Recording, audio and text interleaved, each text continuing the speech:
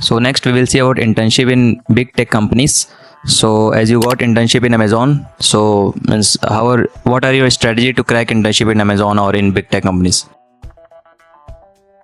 देखिए, किसी भी बड़ी टेक कंपनी में इंटर्नशिप आपको ग्रैब करने के लिए 3 बेसिक रिक्वायरमेंट्स होती हैं, सीपी, डीएसए और डेवलपमेंट।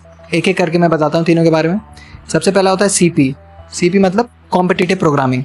कॉम्पिटिटिव प्रोग्रामिंग के द्वारा हम लोग कॉमन वर्ल्ड जो प्रॉब्लम्स हैं उसको कोडिंग के थ्रू सॉल्व करते हैं थ्रू वेरियस प्रोग्रामिंग लैंग्वेजेस।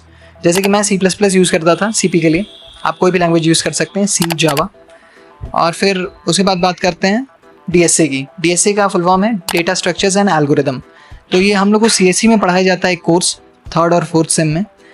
तो बेसिकली हम लोग एल्गोरिदम्स के बारे में पढ़ते हैं जो कि फंडामेंटल एल्गोरिदम्स हैं, ग्राफ हो गए या फिर डायनेमिक प्रोग्रामिंग एट्सेट्रा। इसके बाद तीसरी रिक्वायरमेंट है डेवलपमेंट, जो कि सबसे प्रैक्टिकल वर्ल्ड नॉलेज है।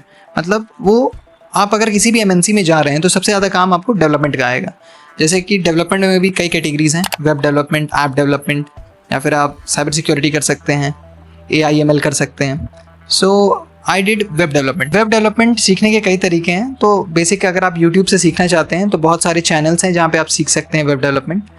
जैसे कि अपना कॉलेज एक चैनल है, वहाँ पे आप सीख सकते हैं डेवलपमेंट, या फिर पीयूष गर्ग ने एक चैनल बनाया, वो बहुत शानदार चैनल है, उस पर आप सीख सकते हैं।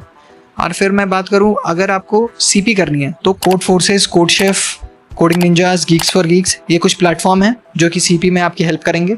और उसके बाद डीएसए के लिए आपको 2 शीट्स आती हैं, एक स्ट्राइवर की शीट है, एक लव बब्बर की शीट है। इसमें से कोई भी एक आपको पकड़ लेनी है।